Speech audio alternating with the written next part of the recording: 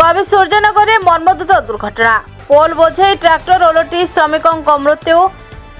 गंजाम जिला कवि सूर्यनगर थाना अंतर्गत आठगड़ पाटना निकट में एक भयावह सड़क दुर्घटना घटी।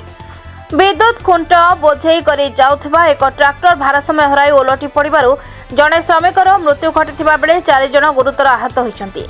मिलता सूचना अनुसार गत सोमवार दिन टाटा पावर अधीन विद्युत काम प्राय 10 रु अधिक श्रमिक एक ट्रैक्टर रे किछि इलेक्ट्रिक पोल धरी जाउथले।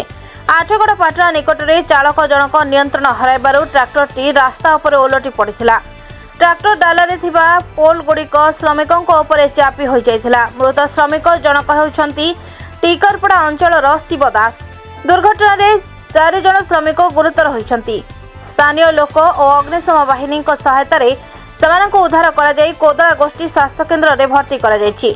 खबर पाई कवि सूर्यनगर पुलिस घटनास्थल रे पहुंची मृतदेह जबत करने सह तदंत आरंभ करिछि। एही घटना पर स्थानीय अंचल रे शोकर छाया खेली जाइथिबा बेले मृतकों परिवार को उपयुक्त क्षतिपूरण देबा पई ग्रामवासी दाबी करिसेंती। ब्रह्मपुर कविराज पात्रଙ୍କ रिपोर्ट प्रतीक्षा न्यूज।